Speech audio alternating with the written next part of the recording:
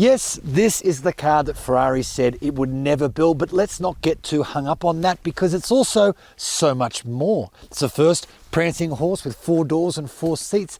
It's the only SUV, even if the brand refuses to call it one, powered by a screaming, naturally aspirated V12 engine. And it's already so popular that you'll be waiting years to get one onto your driveway. So, is this Purosangue worthy of that iconic badge, or does it just detract from the storied Ferrari brand? Let's go find out. Now, how much the Purosangue actually costs almost doesn't matter.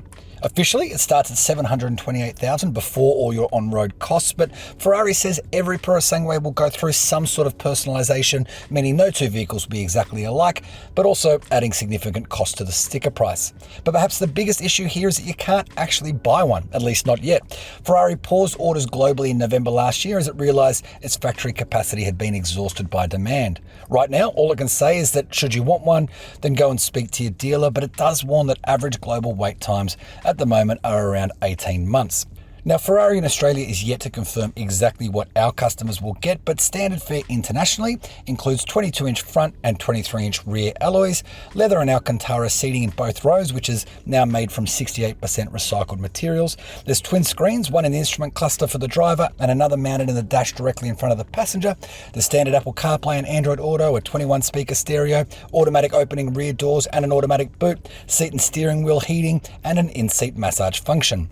Now, the word SUV is a little bit like Voldemort around these parts, as in he who shall not be named. And if I'm being totally honest with you, I thought Ferrari's refusal to acknowledge the kind of car they've clearly built here was just marketing guff. But having now seen the Purosangue in the middle, I'm starting to shift that view a little bit, because sure, it'll compete with cars like the Lamborghini Urus, but it doesn't really look that much like an SUV, does it? In fact, with its swollen haunches and its short rear overhang, it kind of looks a little bit like a big hot hatch, although I'm sure that's a dirty word around here as well. Now, elsewhere, I love this front end treatment. It manages to look both aggressive and elegant at the same time. The wheels are 22 at the front, 23 at the rear, currently wrapped in all-weather tyres, obviously given our surroundings. But taken as a whole, I gotta say, I'm quite smitten with it.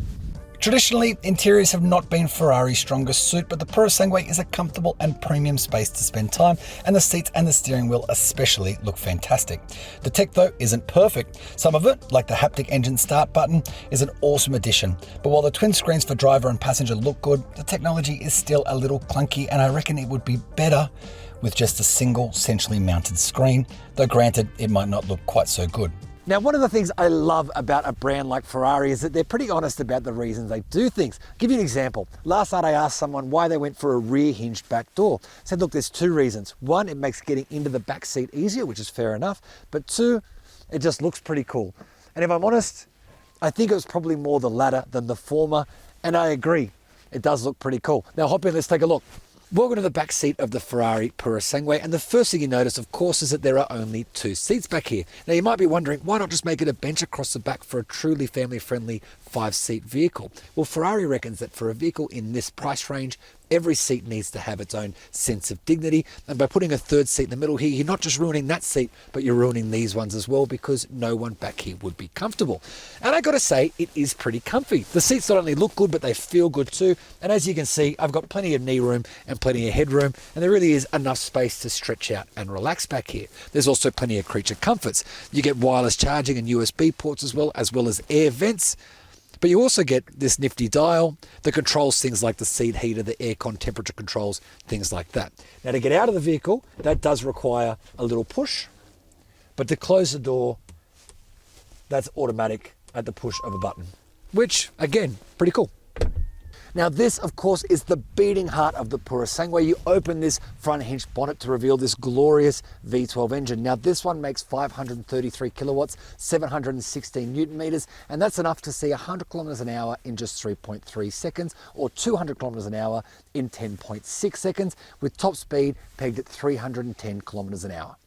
You know what? I don't think we should talk about fuel use and emissions. Did I mention that the seats are 68% recycled? That's pretty green.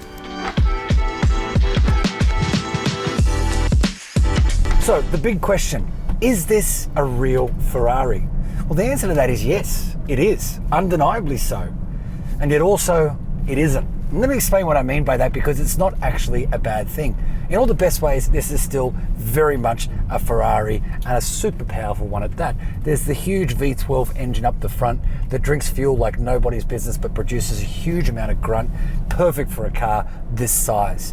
It drives like a Ferrari too. Sure, there's a bit more weight to carry, but it debuts a clever new suspension system which alleviates the need to have any of those roll bars in the vehicle. Instead, a little motor at each wheel kind of adjusts the suspension and damping on the fly. So it's kind of reacting to your inputs on the road surfaces as it's happening, keeping the car feeling nice and flat and level through tight bends and helping hide some of its weight. So all those things, yeah, very much Ferrari. It's also louder than a nuclear blast, especially in tunnels and especially if you put the windows down. The exhaust doing its job very nicely too. So in all those ways, yeah, sure, it's the Ferrari that you come to know and love, just a slightly taller one, I suppose.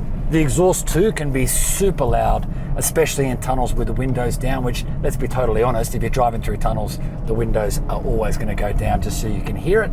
So yeah, I mean, all those ways, it's a Ferrari, just a slightly taller one. So how is it not like a Ferrari then? Well, generally speaking, supercars are about compromise, aren't they? You kind of put up with the spine-bending ergonomics and the sort of tooth-rattling ride, because when you do stumble across the right road, they are a thing of absolute joy, and all that pain and discomfort is quickly forgotten.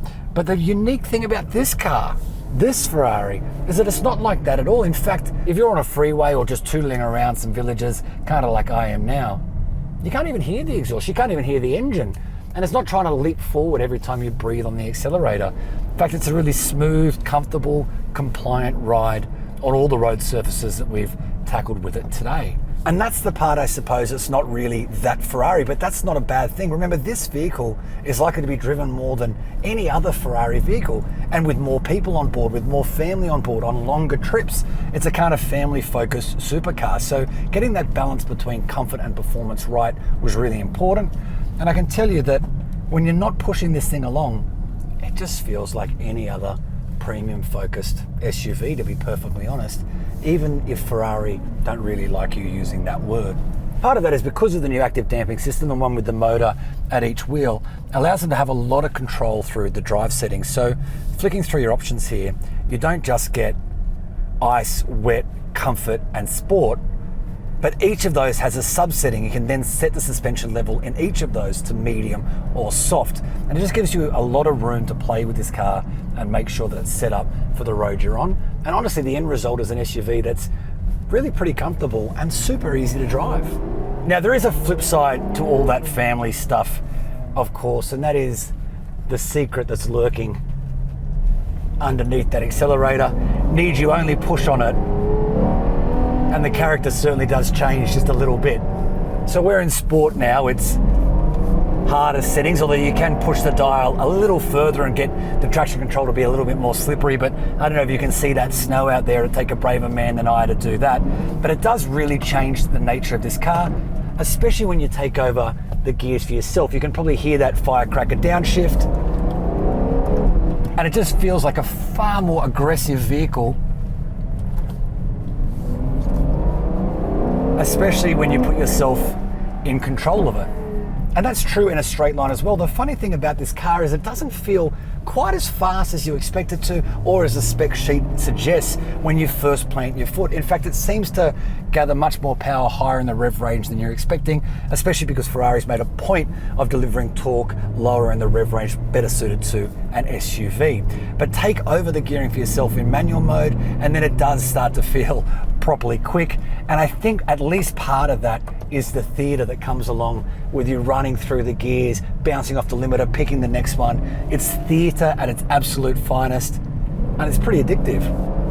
So it doesn't necessarily feel small from behind the wheel as some performance SUVs can. You're definitely aware of its weight, of the weight transfer, and of its general dimensions. But equally, Ferrari's done a really good job of instilling a little sporting personality in this car. And the way that it leaps out of corners too is saying to behold.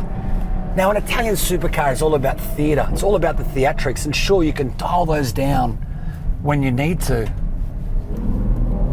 but it wouldn't be the same. if it didn't make those kind of noises when you wanted it to too, right? So we've got a little straight ahead here, so just let me give you an idea of the flat-footed acceleration. This isn't launch control, we're just in sport mode, so I'll plant my foot.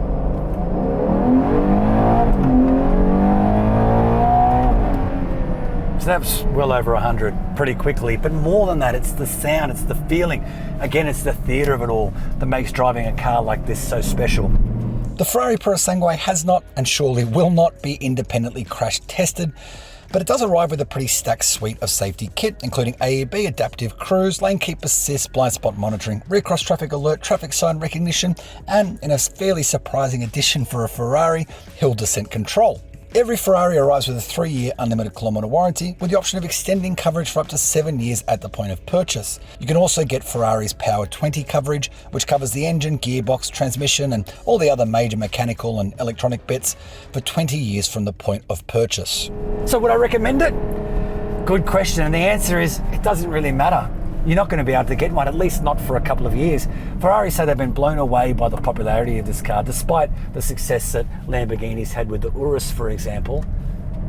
So much so that late last year they paused new orders before production had really even begun, which to my knowledge has never really happened before. So they tell me now that the average wait time in most markets is around 18 months, but I think the reality is going to be a little bit longer than that. If you were to order one today, if they'll let you order one, I think you'll be waiting at least 2 years before you see one in your driveway.